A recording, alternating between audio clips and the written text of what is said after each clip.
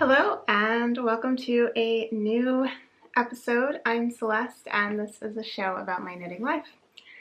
It's been about a month since we chatted and I have lots to share with you. I have 2 finished sweaters, one I had not even begun last time, as well as some baby socks which have already been gifted, but I will share a photo of them. And then some progress on whips and an old, long, languishing whip that's been pulled out of storage. It is quite a warm August day here, so in lieu of a hand knit, I am wearing my Ritual Dyes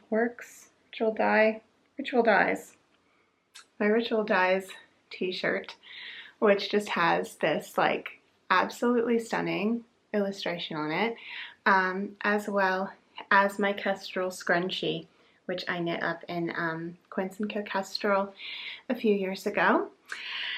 And yeah, and I'm sitting here with my bevy of choice and ready to get into the knitting. The first finished object I have was almost finished last time we spoke. I think I was like on the cuff on like the ribbing. But you know, hopefully by the time I upload this, I will take a minute to actually take proper finished object photos, so you'll be able to see how this looks on. This is the Jupiter Crop by Caitlin Hunter, knit up in the yarn suggested, which is Retrosaria Mondim, although I switched a few of the colorways from her sample, but I'm still very much inspired by the color story in the sample. I first had this on my needles, I want to say 3 years ago. It was certainly a long time ago. It got pushed to the side during my very long knitting slump slash having a toddler season of life. And then I recently pulled it back out and finished her up. I did alter this to have full-length sleeves, which involved repurposing some of the motifs from her charts into new charts in order to make them work for the sleeves. Very glad I did. I think I'm going to enjoy this a lot more as a full-length sleeve sweater, especially considering that it is DK weight? No, I think it's sport weight, but it is non-superwash wool colorwork, so like double thickness. This is a cozy knit, definitely not a short sleeve for me. And honestly, you know, I did another one of her short sleeve colorwork crops back when I was pregnant, so I guess 5 years ago. And I honestly have not gotten that much wear out of it. Like, I very much enjoyed making it, and it obviously knit up very quickly because there weren't sleeves. But it's just not so much my style to wear like a short sleeve, full colorwork top. It just, I don't know, there's a disconnect there in my brain for the style. So very much wanted this to be long sleeves. I know I decided that pretty early on and ended up having the extra yarn to do it. So yeah, definitely enjoyed that modification. And I've talked about this a million times, so I mean, there's not a ton left to say, but I'm excited to start wearing it in the fall. I've worn it a tiny bit around the house on colder days, or like, you know, days when the AC was kind of blasting me. But I haven't had the chance to wear her out yet, so she's gonna get some love this fall, hopefully. She's quite a beauty. In the last episode, I talked about my plans to knit an all-over colorwork Halloween-themed sweater for Coco, my daughter, who is 4.5.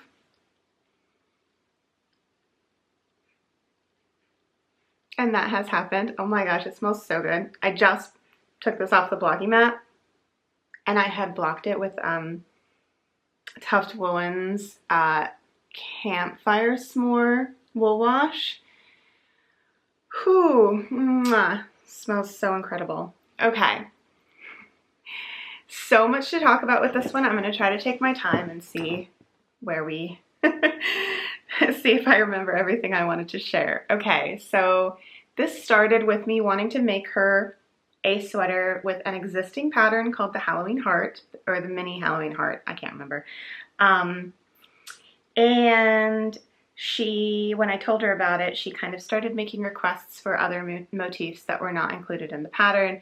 And then as I started to make more and more plans to alter and include other motifs, I ended up deciding to just go rogue and do completely my own pattern with my own math and everything, because as I talked about in the last episode, I didn't love the way that the increasing was done on the circular yoke in that pattern to begin with, because since she is alternating in different motifs, each of the motifs is done in kind of like a rectangle instead of like a wedge, so that you can kind of put it anywhere, and so that puts all the shaping outside of the motifs, which is not ideal. Now, that being said, I did it my own way, hoping for a better fit, and I did completely mess up the math on the yoke. So it's very much imperfect in the fit. So let me talk through that first, then I'll talk about the motifs and kind of the experience knitting it. But okay, so I pulled out this book to get started. This is Amy Herzog's Ultimate Sweater Book, and she talks about all the basic sweater constructions in here, and she gives basic, like, she gives lots of, what am I looking for? What's the word I'm looking for? Lots of, these little guys? Word went right out of my head. And just, you know, like literally if you look at this, she's like broken down this pattern for sport weight, worsted weight, and Aran weight for like every different size you could imagine. And just has, it's just like a great go-to reference for the numbers. However, it's just adult sizes. So I kind of started with that, and then keep in mind with this that I was not looking to make up a sweater pattern. I'm just now getting back into my knitting mojo after being very much not in the headspace or the like energy to knit much. And I I was enjoying following patterns. I was in fact enjoying like getting into some more like simple vanilla and mindless knits, and definitely not looking to design an all over colorwork sweater for the first time. However,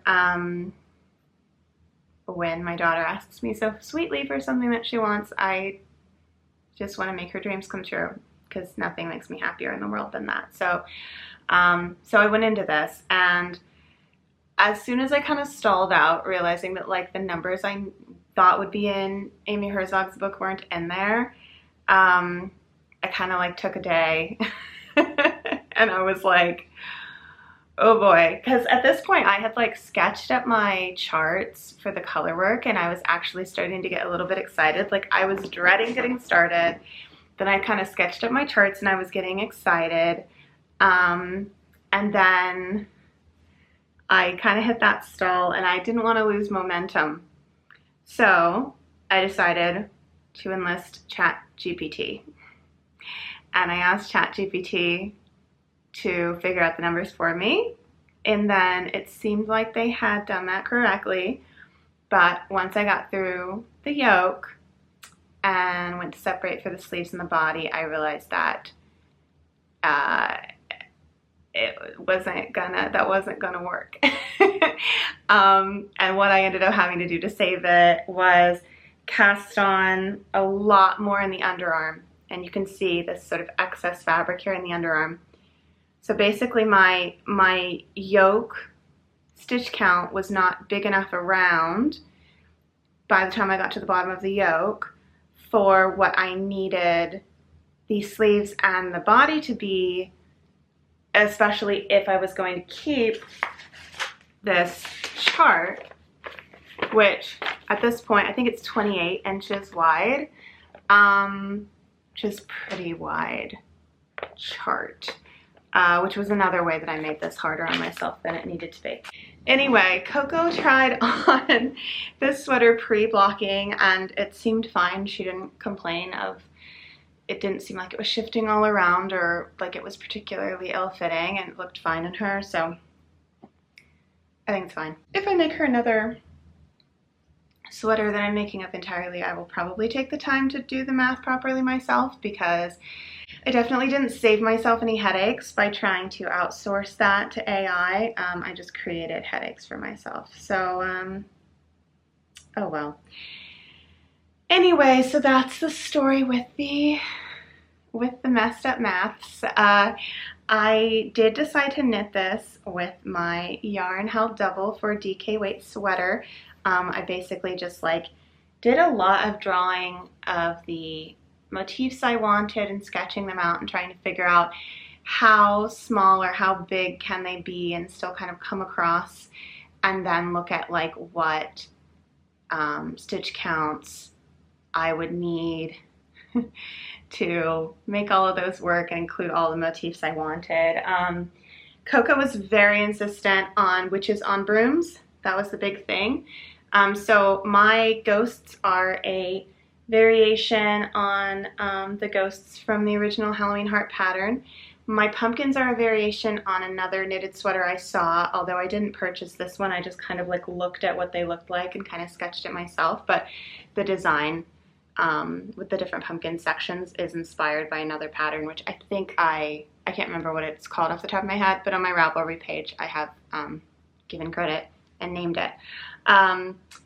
These skulls are also a variation on Halloween heart, but the witch was entirely my own, and Coco was very insistent that she have a witch on a broom. So I started out sketching these witches, and it's basically like an exercise in drawing a picture and then kind of trying to make it fit the grid, kind of pixelating it, right? I tried this sort of like just the witch head. She vetoed immediately. I ended up with this smaller witch on a broom, which I do think is quite nice, but I was a little afraid it wasn't going to read as a witch, so I ended up creating this much larger one. You can see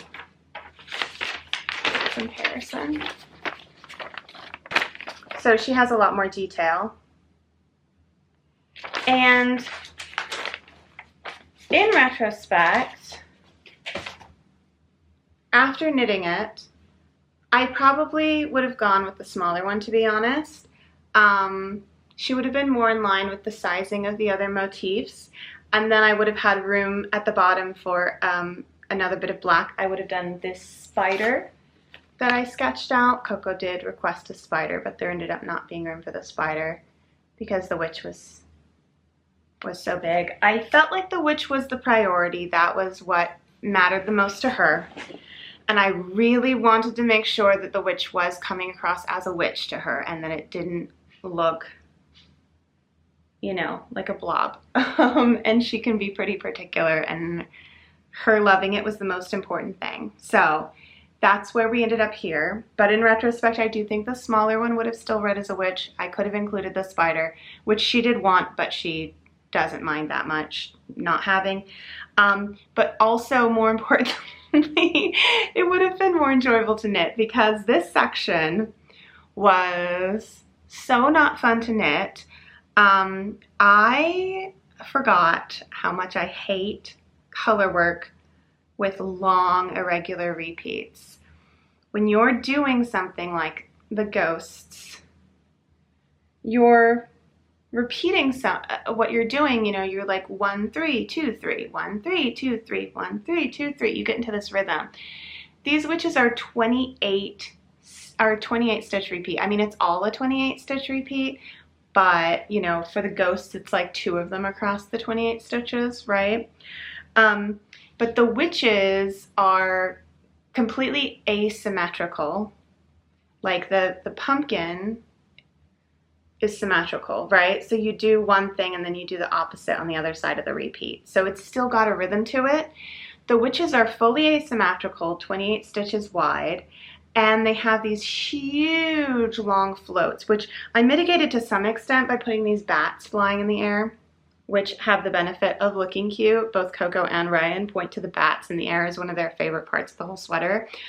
But the long floats are also not super fun because you have to catch them and you kind of have to figure out how to catch them in different places, because something I discovered up here on the yoke, and I think you can even kind of see it here, yeah, is here I was catching all of my floats right on top of each other between these pumpkins. I was catching them all in exactly the same spot, and you can see it here as well.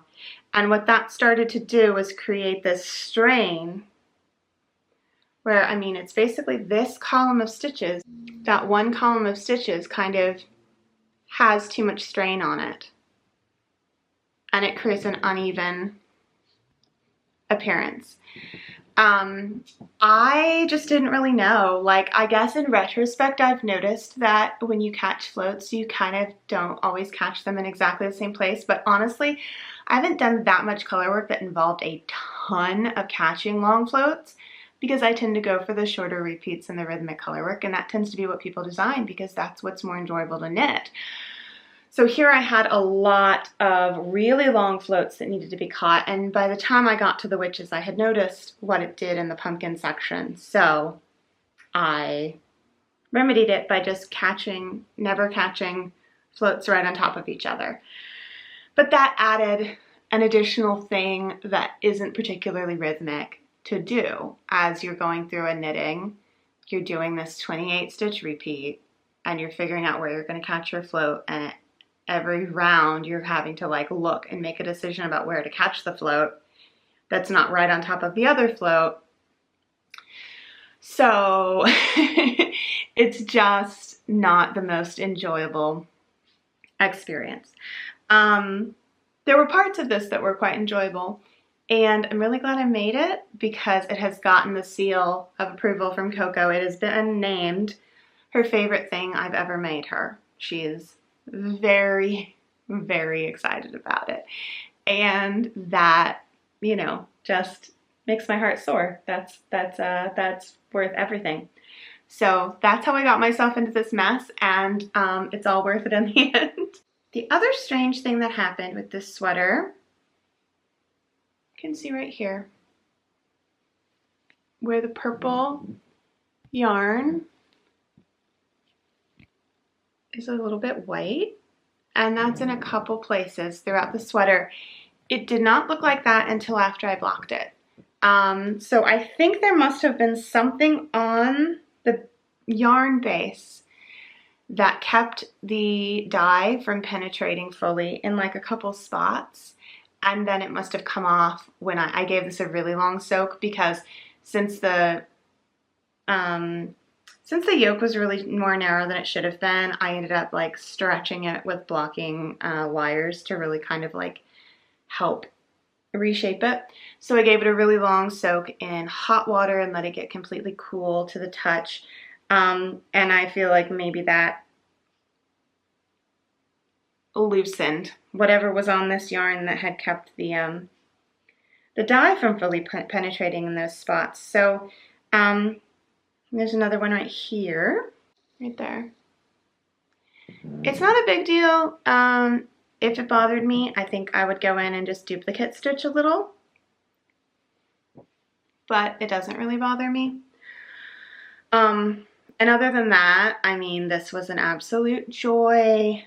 this yarn to work with. The purple is Woolly Mammoth Fiber Co. So it's totally naturally hand dyed by a one-woman shop, lovely Emma, who does all of her dyeing in Northern Ireland. And the black and white is Retrosaria Mondim, which is my like holy grail natural stock yarn. And then this is actually, oh, that's the other thing to talk about. This is actually leftover,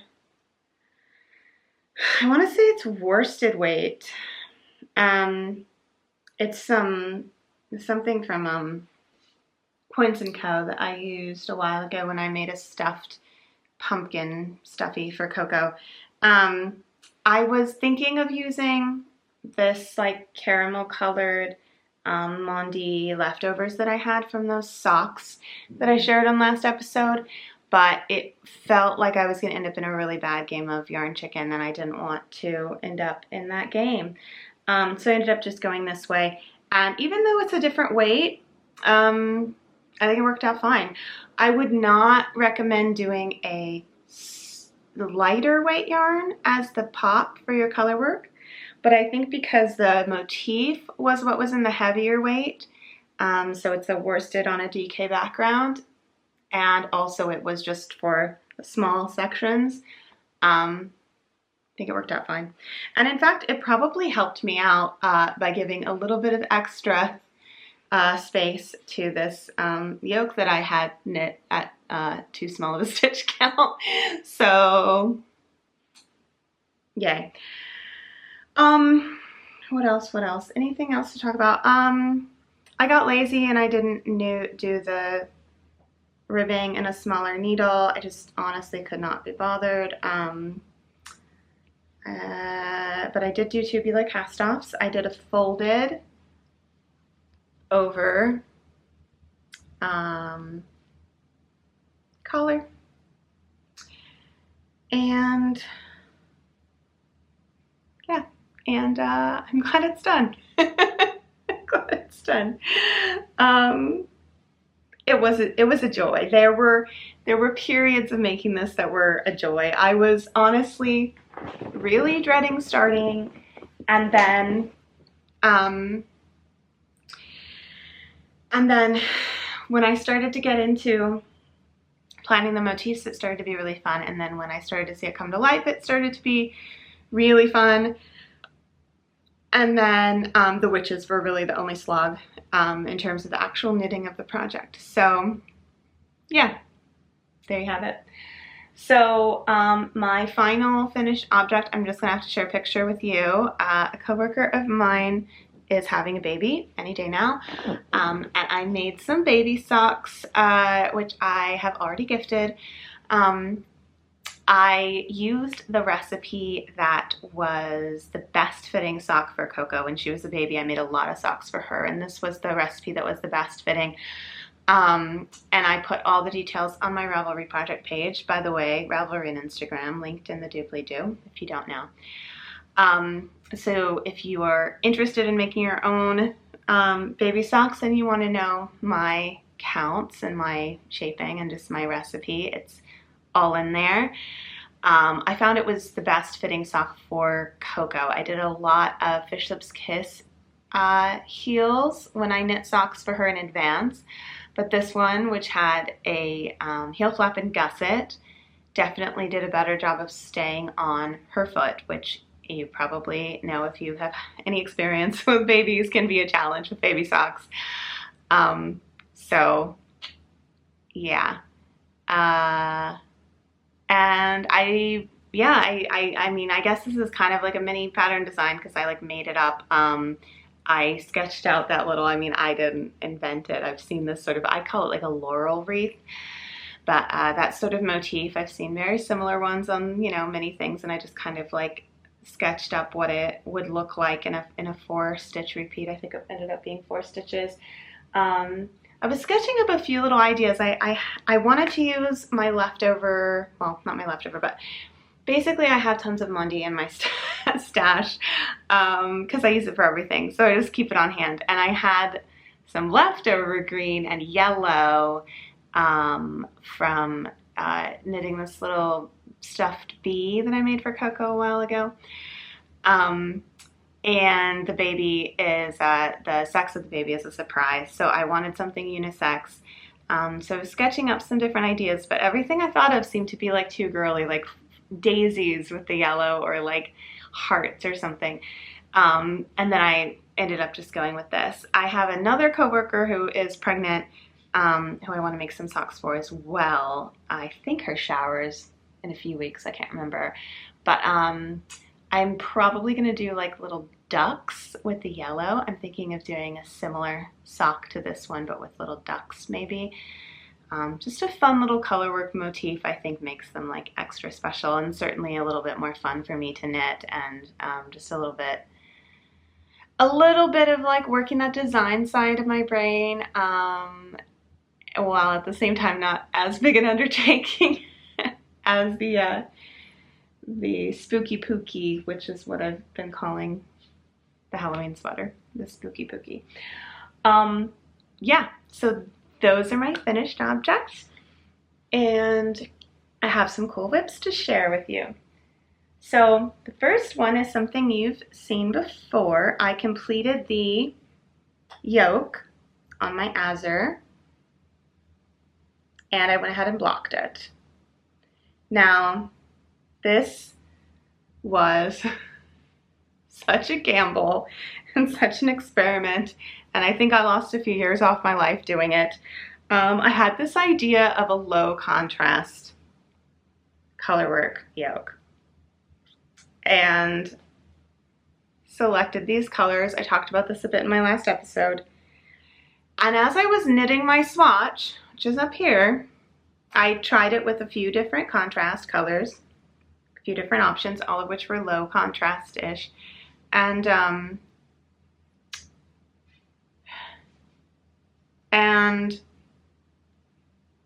when I was knitting the swatch, it was like you couldn't see the color work at all. I mean, it just looked invisible. And I was like, this is not working.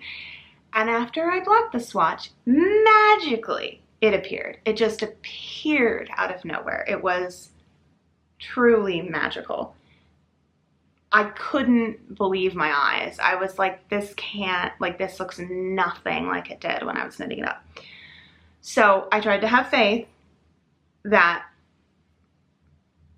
it would appear in the block. And the only thing I can figure out is happening to make it be almost invisible pre-blocked and appear blocked is just the like tiny little shadows and variations of light on the uneven surface of pre-blocked color work must be tricking your eye to where you can't separate the two yarns how you're supposed to, and as soon as they're made flat, you're able to see the actual motif because your eye is no longer picking up on the tiny little shadows between every stitch.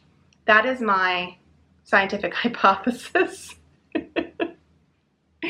But I don't know if you remember last episode, this didn't look anything like this. And in fact, last episode, it was registering on camera better than it does in real life. And it still didn't look anywhere near this good. So I will say it was torture to knit because my two yarns looked exactly the same. And I'm sitting there like having to go back and guess and figure out, like, I would literally have to like look at the back of my knitting to try to see like the floats and figure out how many stitches I had done in a different color in order to like count and figure out where I was in the repeat. Like, it was a nightmare. Now in retrospect, I should have just put stitch markers in between repeats. That would have helped me out a lot. I didn't do that because I'm stubborn, and I frankly forgot that that was even something a person could do because I like haven't done that in a million years. But that would have made it less torturous, but I still think it was probably not the most fun exercise ever.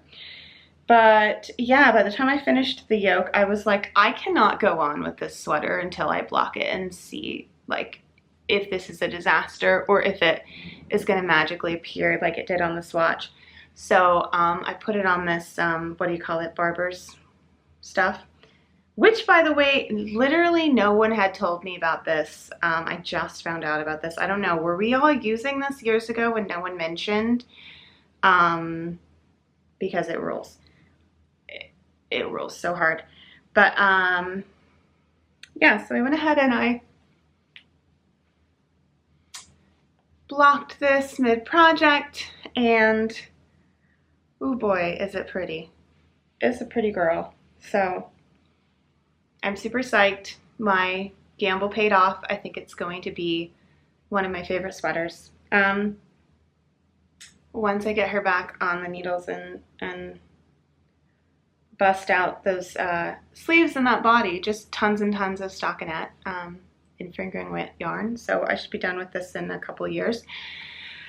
I think she's going to become my new on-the-go project when I finish the socks that I'm about to show you. So I usually have like a simple on-the-go project, typically socks, separate from my like focus, more complex project.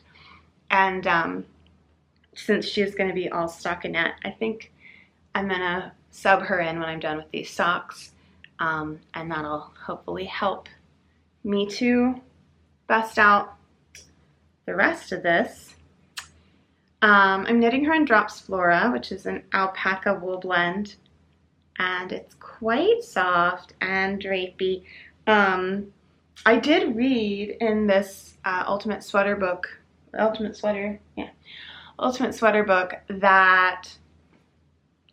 that where I read it? Anyway, that drapier fibers are not necessarily recommended for round yoke construction.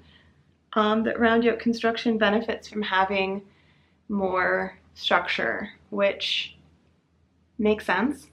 So I think in the future, I'm probably not going to choose like I think an alpaca blend would be better suited to like a drop shoulder. But I mean, it's fine. Like, I think it's just not the absolute ideal match of yarn to project. I don't honestly remember why I chose the Drops Flora when I chose it. I know I was feeling something I was feeling like using something that was a bit of a bargain, but still nice. And Drops Flora is definitely that. Next whip is the socks. So I had finished my textured November socks last time, which I had knit for myself, but they ended up being not claimed by Brian, but well, basically, okay, so I was gonna knit him a pair of socks, and I wanted to use Mondim. I wanted to use non-superwashable. I've only made him superwash socks before, and I wasn't sure if he would be okay with it or if it would feel scratchy to him. So I had him try on the November socks to kind of report back on the yarn. I didn't knit them with him in mind because he told me he had a strict no texture policy because he thought textured socks would feel uncomfortable in his shoes. But he tried on the November socks and they actually fit him great. And he loved them.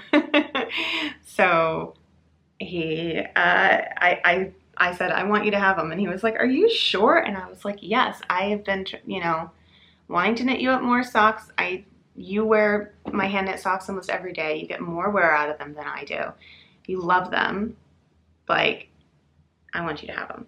So those are now his. And then I started another pair for him, which I did in this La Bien-Aimée Mondim in the colorway Madeline. And I'm calling these my Professor Plum socks because they're this lovely purple and they have this sort of collegiate stripy situation going. And I also have been on this kick lately where I've been watching all these like whodunit movies. It started with rewatching Clue, and then hence Professor Plum, and then rewatching Knives Out, and then I watched Glass Onion for the first time, and then I rewatched Gosford Park, and then just last night actually I rewatched Murder on the Orient Express, the Kenneth Branagh one, and I'm going to watch for the first time his Death on the Nile and Haunting in Venice, just to keep it going. So it's like my sort of extended movie marathon, and I've been knitting up on these while watching a lot of these movies. So hence Professor Plum socks. And I did a 64 stitch leg, German twisted cast on. I mean, this is kind of my typical what I do. Reinforced slip stitch heel, heel turn gusset, and the wedge toe. And this one is now almost done as well. I'm past the gusset, and I think about 10 or 20 rows away from the wedge toe. And I'm knitting them on double points, which is just not me. So I just had a hankering to do double points just to mix it up. And also I had recently seen that Rybka made Barbie pink wooden needles. Now, I didn't really have a good set of double points because I barely ever use double points because I'm a magic loop girly. But like, twist my arm, hot pink, I'm gonna need that. So I grabbed those for myself. I figured I could use a nice double point set, and then broke them in, knitting this in double point. And I will say, at the very, very, very beginning of the sock, it definitely slows me down compared to magic loop. But then once you have your foundation, I think I'm just as fast on double points as I am on magic loop. And it's like a slightly different hem position in a way that like is kind of nice to just mix it up sometimes. And it's just another way to kind of make a vanilla sock a little more interesting as well. It's just to like do something a little different than what I've typically been doing. I have these in here. I just found these on Amazon. This little wooden case and all these cute little stitch markers. It was like incredibly cheap. I don't know. Yeah, what the story is there, but I needed some stitch markers. I was buying some a pack of like removable stitch markers because I realized that I have like 2 stitch markers to my name, and I really wanted to use those for marking like sleeve decreases and stuff like that. Just kind of trying to use those tools that take some of the like mental strain out of knitting, like things that you can do to assist yourself, which I typically am not in the habit of doing. Like I was talking about putting the stitch markers between repeats on color work and stuff like that. I typically am just in the habit of doing it the hard way that involves less equipment and is just kind of like pick up and go and like, but my brain does not work as well as it used to. I will say that. So, yeah, finding those things to assist myself and relying on those tools, I think is kind of like one of the ways that my knitting practice is evolving a bit. Okay, next whip. So cute. This is two flat things. I have them connected at the moment because I'm about to crochet them together. This is the Rybka pouch. I believe Rybka is Polish for fish or little fish. It's going to be shaped like a fish. It's going to have this like drawstring at the top that will give it that like pouty fish mouth shape and a button for the eye. And then I'm going to crochet all around the edge. Now when I saw this, oh, and I have this, I'm currently making the I-cord. When I saw this pattern, I mean, I assumed it was knit in the round. And then when I saw that it wasn't knit in the round, I thought, well, I'm just going to alter it to knit in the round. But then I was looking closer at it, and I kind of did like the way that it looked with the crochet edge. So I decided to just knit it to pattern. But when I finished with my 2 pieces, I realized that I no longer have a small crochet hook because I don't really crochet.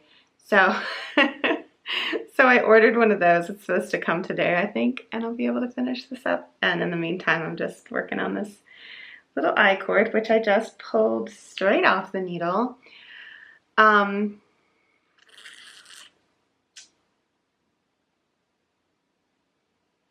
Goodness.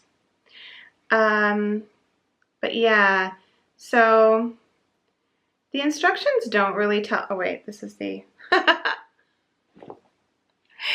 I'm trying to find like where, I'm like, where on earth are the loops this needle's supposed to go in? And I'm looking at the wrong end. Oh my God. Okay. Better. The instructions don't really tell you how to crochet it together. And I don't really know what I'm doing. So I'm going to look up some videos on that before I get started. But I will say the instructions did not tell me to do a slip stitch, edge stitch. They did make the edge stitch different than the rest. Like when you're on the garter, they kept the edge stitch knit on the outside and purl on the inside. But it still seems to me like it would be easier to crochet them together if you had done a slip stitch. But I'm also like, what do I know? I don't really know how to crochet things together. So I guess I can report. I'll know more after I've done it if that would have been a good modification. But I just knit it to pattern. I figured I would just trust the pattern. Now I will say what is not super fun about knitting this flat is that you have this twisted, half twisted rib tail. And when you're knitting that flat, you're doing a lot of purling through the back loop, which is a bit fiddly, a bit uncomfortable. It's doable. There's not, it's a tiny little fin, so, you know. But just as a warning, if you're thinking about making this and you're wondering if you want to do it flat or in the round, if you're not a fan of purling through the back loop and that's going to be an absolute deal breaker for you, just do it in the round. You'll be fine. Yeah, so I'm going to put my AirPods in this. I think it'll be super cute. And I'm going to knit a really long I-cord so that it could like go around my neck or be worn like crossbody or something, just because I think that's going to be really practical. And a little bit silly, but a lot of the ones in the pictures just had a shorter I-cord and they were just like looped onto a bag, and that looked very cute as well.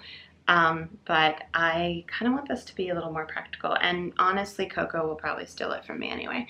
But yeah, I'm knitting it up in Koikyu Painter's palette, which is a superwash yarn, but it is much like bouncier than your typical superwash. Like it almost makes you think it's potentially not at first. It is a kind of a high twist 2-ply fingering weight, and it has this like gorgeous speckling throughout. This has been in my stash forever. I've been using it to make hexa puffs here and there, and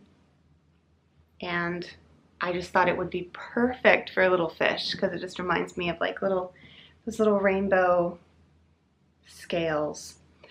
Yeah, so this is super cute and I'm excited to finish that.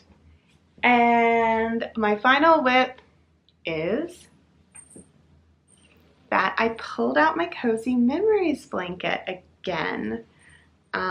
It's living here in this linen bag that some bedding came in, and I love this. I don't know if anyone will recognize this. Hello. Is the Obama campaign logo. I believe I got this way back in 2007 when I first started campaigning for him in the primary. So it's quite the antique now. But yeah, so my Cozy Memories blanket. Got my little straight signature needles in here that I bought for this project a long time ago. And I picked this girl up. Look how big she is. And look how wild some of my colors, like I was clearly going hard on the club colorways in like 2017. Like some of this stuff is wild, but Coco absolutely loves the bright colors and she has claimed this. She wants it to be hers when I finish, which I'm more than happy to let it live on her bed. And yeah, so let's see, I picked it up and I've done a lot. I did this with that cashmere that I made that Sophie scarf out of. This one, which you can tell. So I knit this with some DK and I thought I'd just like make the stitch count smaller and I made it way too small, but it's gonna block out. It'll be fine. And then this was some sport weight. So it's a little too big. So I just shoved them right next to each other and that'll just be the wiggly part of the blanket. These are some sport as well. This is Vovo from my Jupiter crop, the sweater I showed you at the beginning of the episode. And these are actually worsted weight, I think. This is Spin Cycle from my throwover. This is a DK. So most of these are, I was very strict about only using fingering weight, but I just have gone rogue since I pulled it back out. This is the Knit Picks Capra, the cashmere blend that I used for Coco's unicorn sweater, and I used the very last bit of it, so I added in some of this cashmere for the corner. That's a club colorway. This I knit, this is a Sweet Sparrow Knits advent calendar full skein that she did a few years ago that I knit a top for Coco out of when she was like 18 months old. This is some Knit Picks Chroma. This is the Koi Goo that I'm knitting that fish out of. And this is some Rowan's Finest, which I still have a little ball of in my stash. I'm pretty sure they discontinued this a long time ago, but boy is that a shame because it is just the loveliest merino cashmere. Yeah, so I think I'm only gonna need, like, okay, I'm like halfway through this row, maybe not quite. And I think I'm only gonna need 1 or 2 rows after this. And then, you know, there will be a bit of stretch blocking, I think, just to get some of these more uneven squares that are knit with different weights of wool to like behave with each other and kind of give me some more. I'd like to have a little bit, get that blanket as big as it can get. But yeah, I think I'm actually finally gonna finish because here's my plan. Here's where I'm at right now with my knitting. I'm enjoying the monogamous or monogamish knitting, as I mentioned in last episode, because it really motivates me to finish, focus on a project, get it done, finish it, because I want to move on to the next one.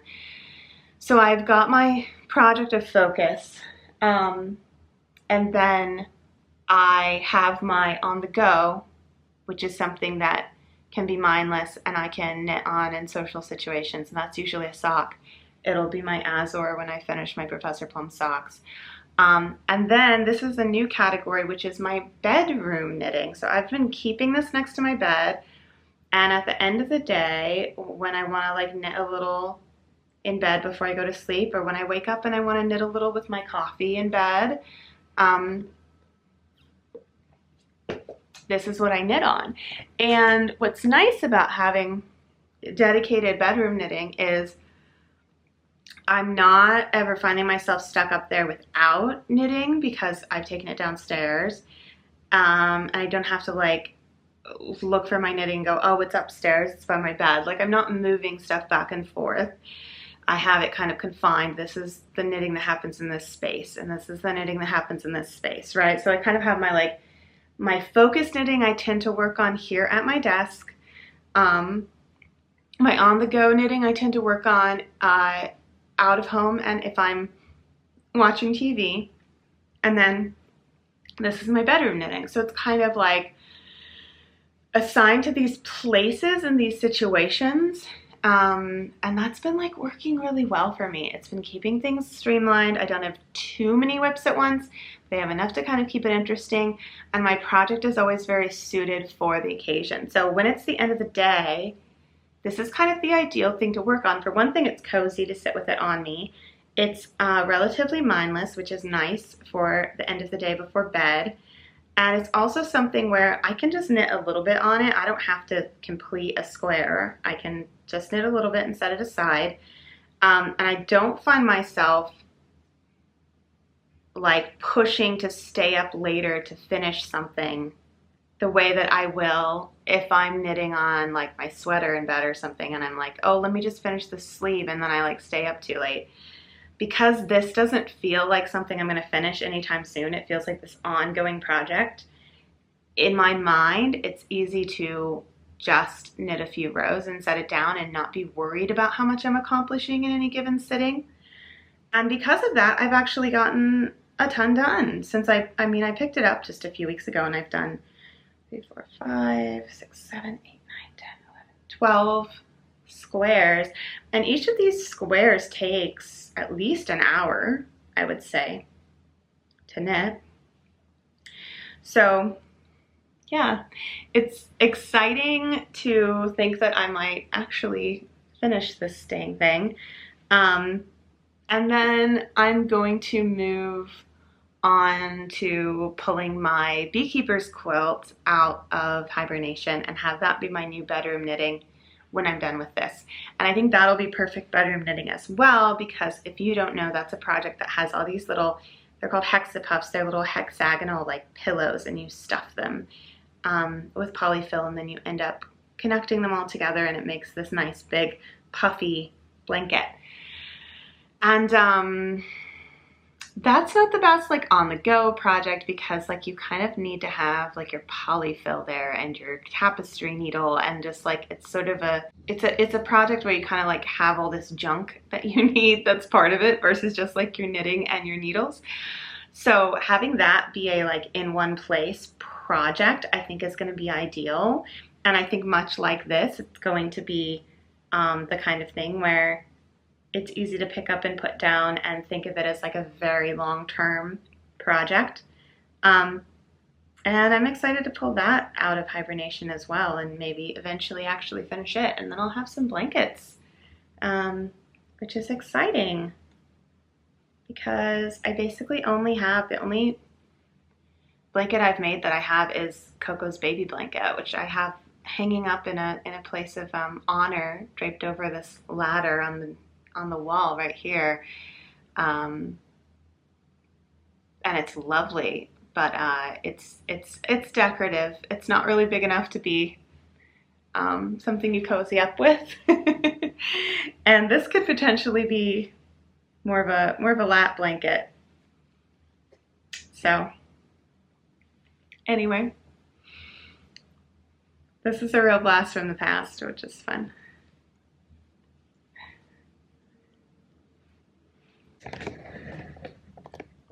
So my camera battery keeps dying, or my camera keeps turning off for God knows what reason, and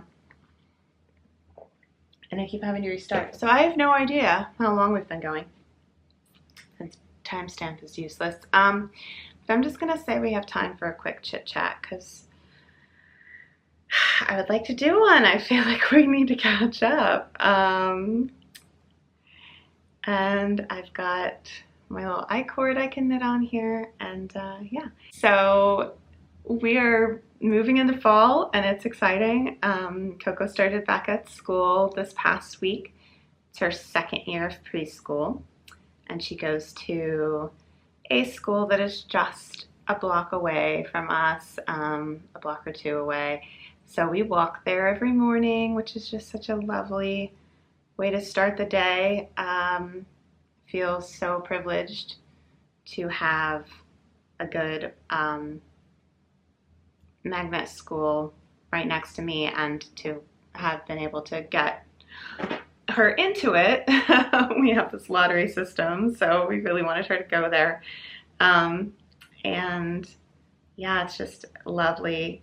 Walk there in the morning, see the neighbors. And yeah, we've had a few cold mornings. She's been able to wear some sweaters at least until the afternoon when they come off. And some days I wake up and I can smell fall in the air, and it's really exciting. We have our chickens, which I'm sure you've seen in some footage on here and you know about if you follow me on Instagram. But we got chicks on Easter, and one of them has started laying eggs. She started about a week ago. And that is like so exciting. Coco has eaten most of the eggs, but I've been able to have a couple. And soon we'll be getting 4 a day. We're getting 1 a day right now because we only have 1 chicken laying, but we are entering our egg era and it's very exciting. I've been wanting to raise chickens for so long. I had them when I was a kid. And, you know, I like to have my little, like, homestead light, urban homestead light situation here. We have a tiny backyard. We live in the city limits. We don't even have a driveway. We park on the street. But we have space for 4 chickens. We can legally have up to 6. We were going to get 4. They gave us an extra, so we had 5, and then one of them turned out to be a rooster. So we have 4 again. But it's a good number because I think as they start to get older, we can maybe bring in some pullets when these ones stop laying and just continue to like keep our flock going that way. Have a little bit of buffer room to bring in a couple young ones before all the older ones die off, but after they stop laying. That's sort of our plan, and yeah, it's exciting. I need to, I want to plant, I think it's going to be an apple tree. We're deciding, I'd really like a cherry tree, but it's controversial whether that's safe with chickens because the pits are poisonous, so we've been like checking them out. We actually even gave them some cherries and like to see if they were would try to eat the pits or not. And they seem like they know what's up and they're not going to eat the pits. So kind of thinking about a cherry tree. But the other thing is Coco and I like cherries. Ryan doesn't really like cherries. He would prefer an apple tree. But with an apple tree, you have to get 2 in order to pollinate. And we don't really have room for 2 apples and a cherry. I really like the cherries because they blossom as well. But anyway, we've been growing our own strawberries for a few years now. That's been lovely. We've got eggs going now, and I'd really like to add a fruiting tree to the mix. You know, do applesauce or cherry preserves or, you know, what have you, and can the excess every year and just really have some more food production going on in our tiny little patch of home that we have here. I just really love growing and making our own things in our tiny little way. Well, while still being in the middle of a bustling city. It's kind of the best of both worlds. Yeah, I've really been appreciating and loving my home a lot more in recent years. You know, we were stuck inside for so long during the pandemic, and you can kind of feel stuck just as a parent of young children as well. And I just love our neighborhood. I love our neighbors. I love having my parents living nearby in the same neighborhood, and having Coco go to school in the same neighborhood. And it's all very walkable. It's all very special. It's a very special place, and I feel really fortunate to be here.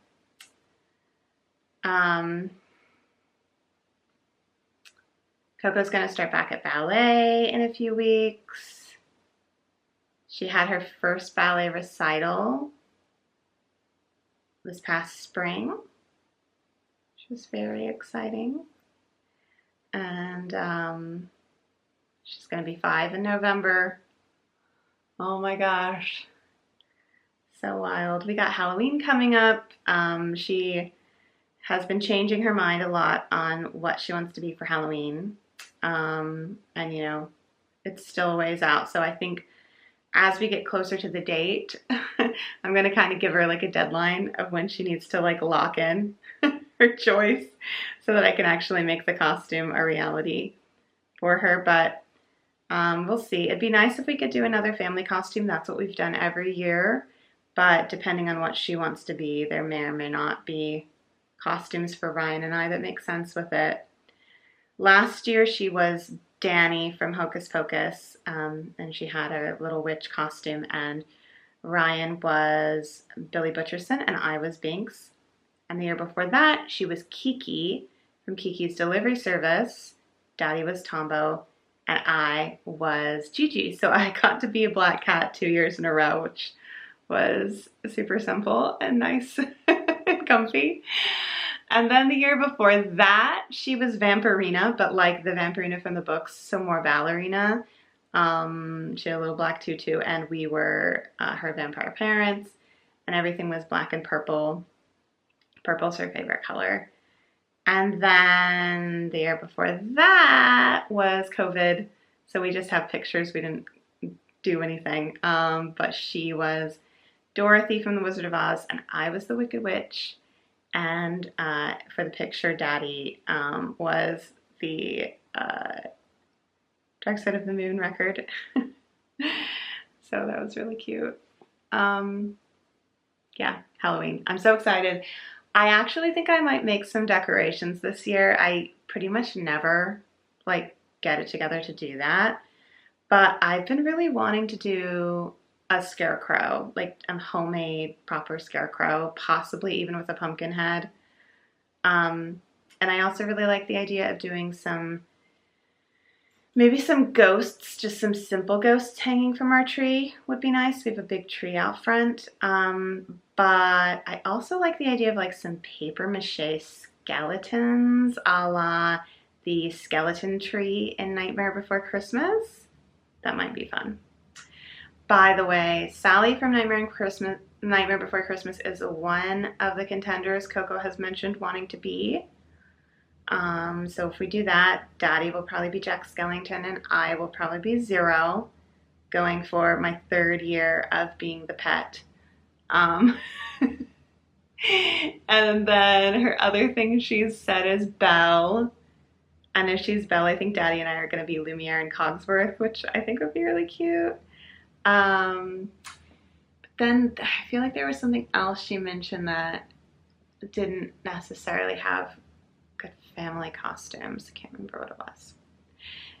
If you are thinking it's August, why are you so obsessively talking and thinking about Halloween and knitting a Halloween sweater and making all these Halloween plans? You must be new here. But yeah, August 1st is the beginning of fall and the beginning of spooky season. And if you have a problem with that, you can let yourself out. But I assume that it needs no explanation and you're with me, because are there knitters who don't love fall? Like, are there any knitters who don't celebrate when fall is here? I doubt it.